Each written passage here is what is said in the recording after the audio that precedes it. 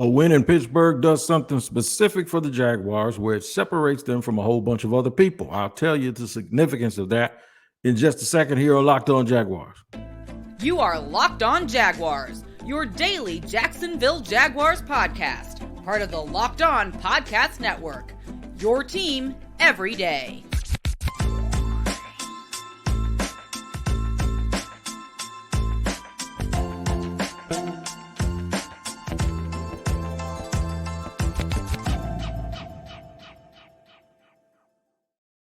What up, and thank you all for joining me here for another edition of Locked On Jaguars. I'm Tony Wiggins, the host of the Locked On Jaguars podcast, where it's your team every day.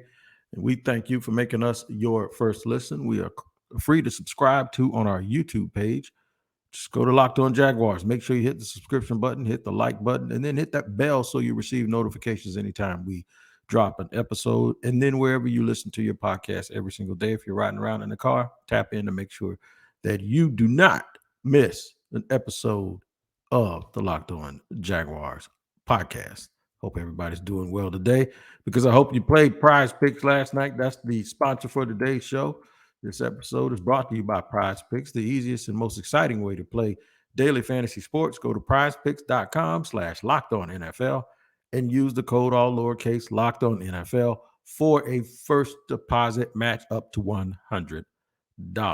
And shout out to the everydayers for tuning in every day. And you can be an everydayer too if you tune in every single day. What's up, man?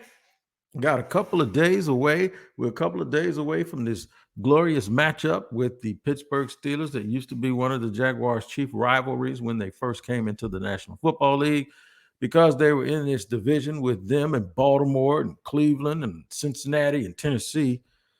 They played twice a year, so the fans really got used to seeing Tennessee and the Jaguars Pittsburgh and the Jaguars go back and forth.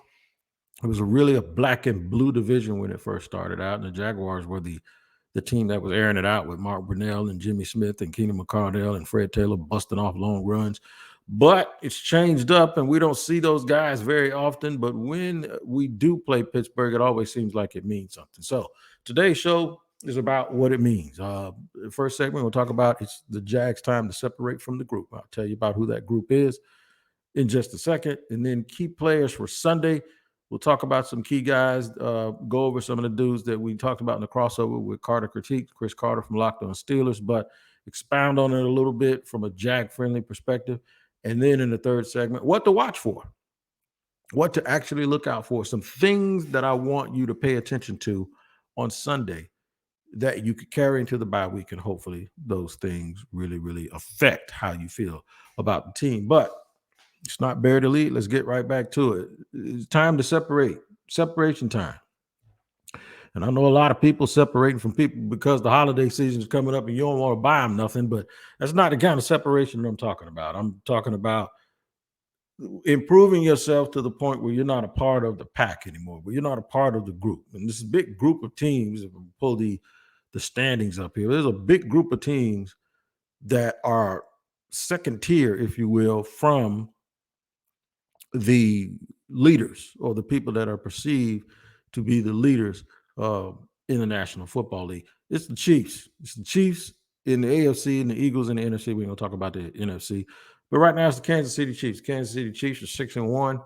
And without even using what that said, they lost their first game on the opener against Detroit, right? And they were stumbling and bumbling around a little bit, but it seems like they found their way and they figure out it's going to be wide receiver by committee, but it's really Travis Kelce and then whoever they can have help them.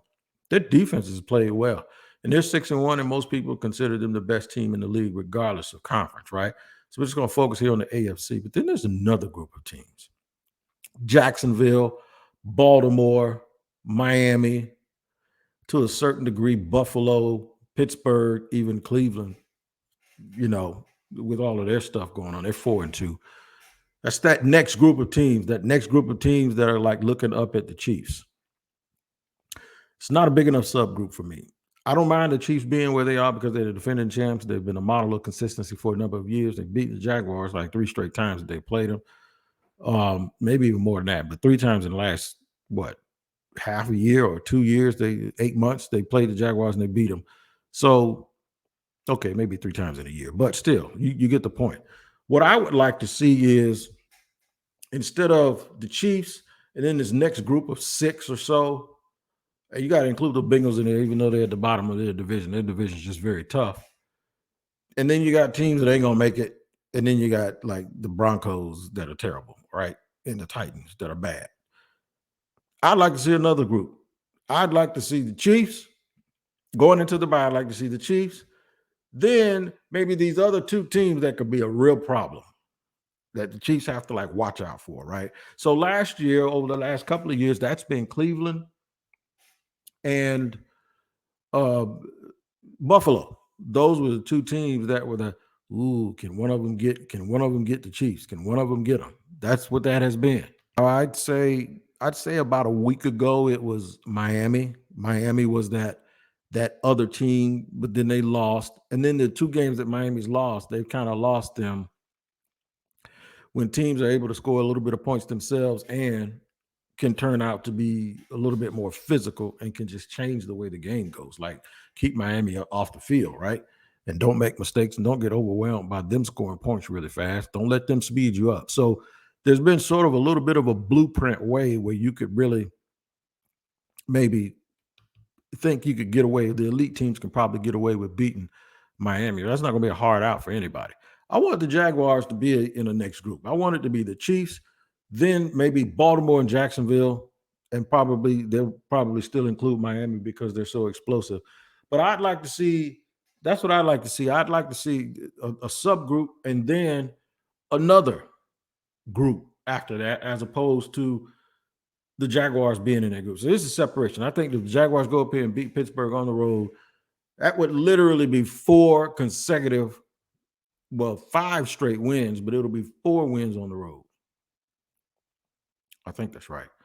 5 straight wins, but 4 wins on the road. Yeah, that'd be tremendous. Can you imagine that? They are right now 3-0 on the road. And if they go, and one of the hardest things in the NFL is to win on the road.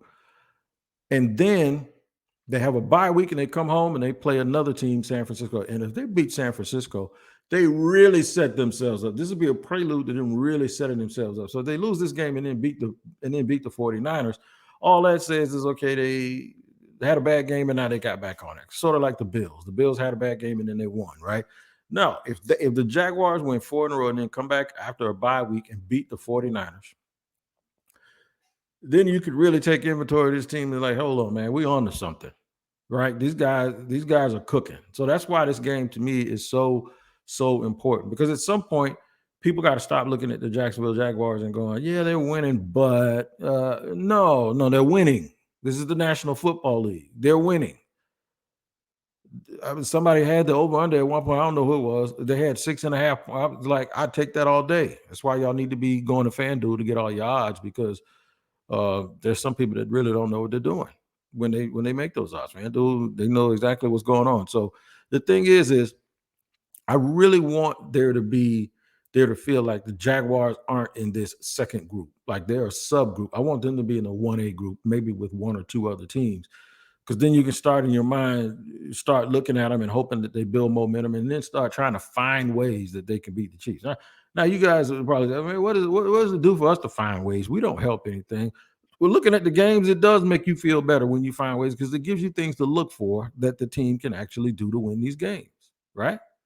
Right. I know it. I know I'm right. I know I'm right. And I know it sounds good and it sounds delicious, because it is. That's what it's supposed to be. You are supposed to think optimistically, and this is an optimistic show. So the team did travel up on Friday. I will give you the full injury report from both teams. It's a little bit more favorable than I thought. I'll give you the full injury report for both teams in just a second here on Locked On Jaguars in just a second, after I let you know about today's sponsor, which is FanDuel. Man, FanDuel is the absolute truth. You need to snap into action this NFL season with FanDuel, America's #1 sports book. That's right. You heard me. I didn't stutter. It is the #1 sports book in America. That's right. All you got to do right now, new customers get $200 in bonus bets guaranteed when you place a $5 bet. That's $200 in bonus bets, win or lose, when you make a $5 bet on FanDuel. If you've been thinking about joining FanDuel, there's no better time to get in on the action right now. The app is easy to use. It's a wide range of betting options, including spreads, player props, over-unders, and more. So visit FanDuel.com/lockedon and get the season kicked off for yourself. Now, FanDuel is an official partner of the NFL. Make sure you go to FanDuel.com, check out all the money lines and everything else, the spreads, the player props, over-unders, and more, and get your bet on right now. FanDuel, official partner of the NFL. And you an unofficial. Do I need to make y'all official? Are y'all official? If you're an everyday, you're an everyday, man. Just stand tall and be like, yeah, what's up? T-Wig, hit me up in the comments. Hit me up on social at Sports Talking, Shop Talking Wig. I just said sports. Shop Talking Wig, that's it. And I'll try to make sure I get back into the comments with you. Also, subtext. I'm going to get back into my subtext and show y'all how to we will probably learn how to do subtext together.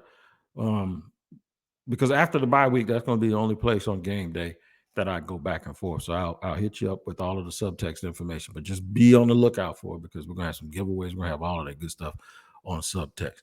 All right. So key players for this Sunday. We're going to win this game. Well, I'm going to take the if off. The Jaguars are going to win the game, right? So who will some of the key players be on Sunday to help them get there? Obviously, you start the quarterback, Trevor Lawrence. Trevor Lawrence has to play well. Can't get hit and fumble the ball. Can't throw interceptions. Got to watch the tip passes that get knocked up in the air. Whatever happens is you can't let bad things snowball, and they can't just keep going and keep going. So we're going to depend on the coaching staff to get everybody on the right page. And then the other thing that we're going to hope that happens is that the players can respond and say, hey, look, let's break this up right now. So Trevor Lawrence just starts and stops with Trevor Lawrence. Other key players on offense, Cam Robinson, of course. Now watch this. Anton Harrison, man. Y'all got to block TJ Watt. So it's not going to just be on Harrison. Now, we can help him all day. But at some point, that kid's just going to have to he's going to have to realize, man, that JJ Watt or TJ Watt puts his pants on just like everybody else. This is easier said than done. I know I'm going to sit here and say this behind this microphone, but it is easier said than done for that rookie to go out there. But he still has to compete. You got to go as hard as you absolutely can to help your help. Like your help isn't there to do the job for you. If they put a tight end or somebody over there to chip a little bit and they stay in a 2 tight end package, which keeps an extra receiver off the field, and they want to chip, then look, accept it, be grateful, but still you got to do your part. You know, the help is there to help, not do your job. So I want him to learn how to compete. I would say it doesn't get much worse than whatever he's facing Saturday. But right after the bye week, it just might. So I can't really tell him. And then they, look, we're praying for you. But you got to go out there and fight. You can't just concede that you're going to get whooped up by a guy that's going to the Hall of Fame. I know people will say it's nothing to be ashamed of and embarrassed about. Yeah, but I ain't talking about that. I'm talking about your pride, man. Go out there and be like, no, not today. Somebody from Minnesota did it. They shut Nick Bosa down. He didn't get any sacks. So you can do it too. Do I sound like somebody off the water boy? You can do it. No, but you can, man. You just got to figure it out. Travis Etienne, just be Travis Etienne. Be patient. Take what they give you. And when you get a chance, pop goes the weasel. That's right. I'm not calling him a weasel. That's just a figure of speech. But I want him to run. Leonard Fournette had a 91-yarder up there. I want Travis Etienne to have him a 91-yarder up there. And I just hope that they really, really, really are able to show up offensively with that group. Who's it going to be from a receiver standpoint? Zay Jones won't play, but I'll get into that in segment 3. Who will it be from a receiver standpoint? It was Christian Kirk last week. I think it'll be a little bit more Calvin Ridley this week. I think Calvin Ridley, along with Evan Ingram, will show up and have pretty decent games. How much of the game plan will involve Jamal Agnew? I don't know, but without Zay Jones, I'm pretty sure the suddenness and the quickness and his ability to find the first down marker will allow the Jaguars or make the Jaguars really, really go to win, to put Jamal Agnew in the game. So I'm sorry about that. But Offensively, we're looking for the line to play better. We're looking for a little bit more continuity. Defensively, accept the challenge if you're the edge rushers. Don't be letting Kenny Pickett sit back there and have a picnic. I want the edge rushers to say, okay, people put up graphics early in the week about the edge rushers going head to head, and then you saw the little chuckles and the sarcasm and the laughter because TJ Watt is very good and Highsmith is a very good player for the Steelers also. And all you keep hearing about the Jaguars is, well, Josh Allen has numbers, but he's okay. And he's in the last year, and the Jags need pass rush, and Trayvon needs to be a 3 technique and needs to be inside or playing the big end. And it's no competition. I take all of that stuff as a personal challenge to go out and make this the most rough and tumble game that could be played for Kenny Pickett. Make sure whatever you do, you continue to set the edge. You help out in the passing game. They're going to drop those edges off into the flats. They love to throw those little short passes to Deontay Johnson and those guys and let them run. The Pittsburgh Steelers really, really want to keep this game close. So in the third and final segment, I'm going to tell you the things the Jaguars need to do and what to watch out for. And the ebb and flow of this game that I don't want to happen, because if it goes a certain way, then it starts to fall into the Steelers. It starts to fall their way a little bit. And that's exactly what I don't want happening. We're going to discuss that and more, including exactly what I want the Jaguars not to do.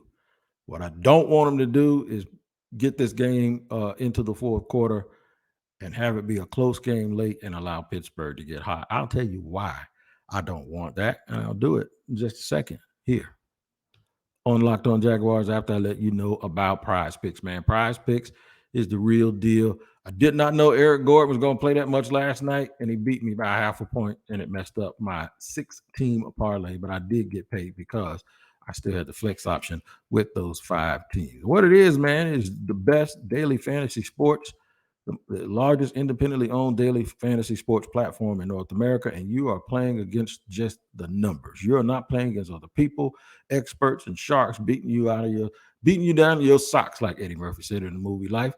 It's just you and the computer. It's just you and the system, and you have to pick more than or less than on 2 to 6 player stat projections and watch the winnings roll in. That's right. So look, man, all you got to do is go to prizepicks.com/LockedOnNFL, all small letters, Locked On NFL, for a first deposit match up to $100. That's right. prizepicks.com, or download the PrizePicks app. Use the code LOCKEDONNFL for a first deposit match up to $100. It makes the game more fun, man, and you just might get paid while you do it. Make sure you check out PrizePicks.com. Use the promo code to get that $100 bonus match up of your first deposit. All right, man. DoorDash. That's right. DoorDash, and I got something to tell you. We've been using DoorDash for an awful long time. It has never, ever let us down, and now we moved to a different location. So I live north of the airport here in Jacksonville, and they got a River City Town Center, and the other way about 5 miles is Yulee. And I don't know if you've been to Yulee lately, but stuff is off the chain down there. So all of those restaurants, every single one of them, whether I want Italian, whether I want a steak, they deliver to my home, and DoorDash is the one that does it. That's right. DoorDash is the absolute truth. And whether it's pizza for the games on Saturday, you want something a little low and slow, some soul food on Sunday, DoorDash has it. And you can kick back at kickoff with unbeatable deals on everything you need for the watch party or the tailgate. We got Florida, Georgia this weekend. Get 50% off up to $10 value when you spend $15 or more on your first order when you download the DoorDash app and enter the code LOCKED23, LOCKED 23. All right, subject to change, terms apply. It's the same great service. It's just now we're going to focus on local restaurants. DoorDash is the absolute truth. So remember, 50% off up to $10 value when you spend $15 more on your first order with the promo code LOCKED23. All right, man, we're running it down here on Locked On Jaguars, where it's your team every day. We thank you for making us your first listen. And we're going to remind you to check out Locked On NFL. If you look at the Locked On NFL show today, I am on there with Alex Clancy. We broke down Thursday night's game, and then we talked about some of the games, including the one we're going over right now, Pittsburgh and Jacksonville. So make sure you check that out.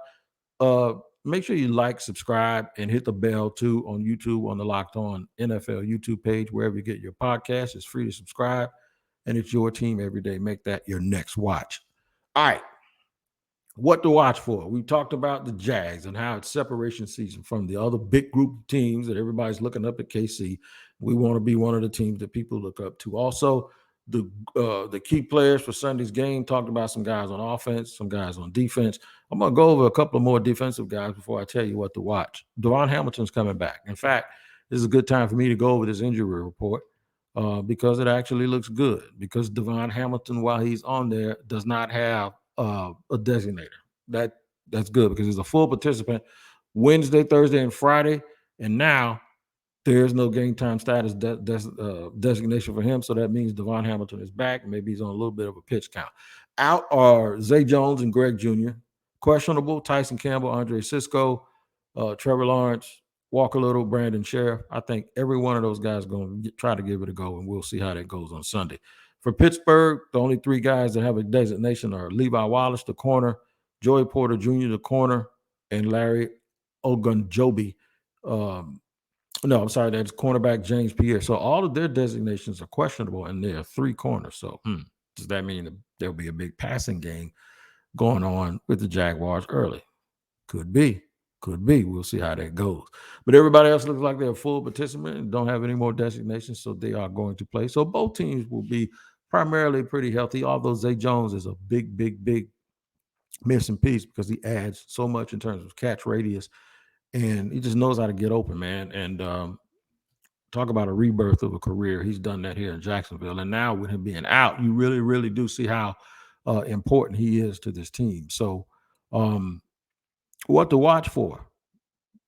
Devon Hamilton. See if he makes a big difference in the middle of that defense, especially the Steelers are probably going to try to establish Najee Harris early because a guy like that has a tendency to take a while to get going. But when he does get going, he can get going in bunches and he can be real hard to tackle. So not worried about him as much outside, but you're worried about him in between the tackles because he could keep those linebackers at home. And that's why I want you to watch Devon Hamilton. Watch the pass rush too. Watch and see if these guys take some of the things, some of the bulletin board material about how good they are or aren't, and see if they have a good game. I'm going to go out of my way out on a limb, and I'm going to say that Trayvon has a nice game. That Trayvon Walker has a really, really nice game this Sunday. Watch the secondary because Cisco's a little bit banged up, and Tyson Campbell is questionable.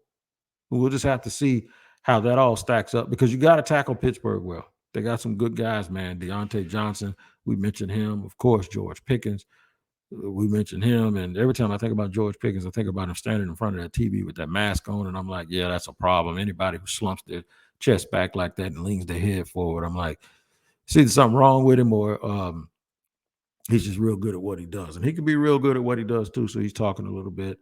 I think they said something about the Jaguars have a hope philosophy or something like that when it comes to the DBs. Yeah, you just better hope you can back it up Sunday and not make yourself look silly by putting out that bulletin board material. So I want to make sure that these guys tackle well. You got to tackle well. Pittsburgh will catch that ball in front of the marker, man, and they'll get to that marker. If you can hold them short on these first downs, I think it gives you a better chance to turn them over and make them punt. And I think the more chances the Jaguars get, the absolute better, because I do believe the Jaguars are going to need a little bit of a lead. They will need a little bit of a lead in this game, son. Pittsburgh has tried to own the fourth quarter in their games.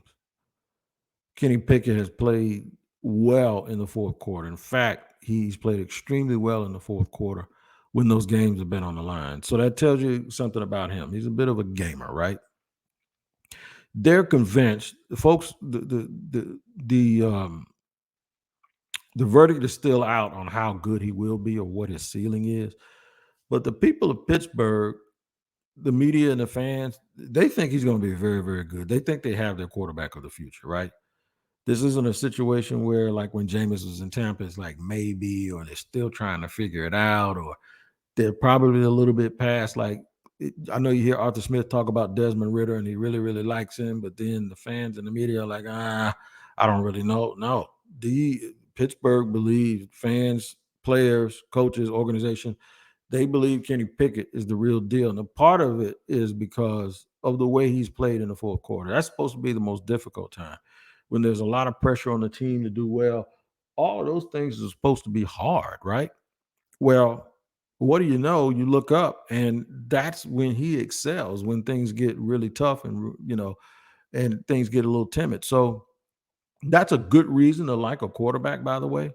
I just think it'd behoove the Jaguars to get a little bit of a big lead and put a little bit more pressure on Kenny Pickett. So that's what I think is going to happen. I think the Jaguars are going to come out throwing it, and I think they're going to turn to the run. I think they'll get a very opportunistic turnover or two and a nice special teams play. I think the Jags may be up like 24-7 going into the fourth quarter. And then they'll have to survive Pittsburgh, making a run, playing with more determination, playing with more tempo. And then they'll get maybe one more field goal out of it while the Steelers are trying to make their run at everything. I think the Jags win 27-20.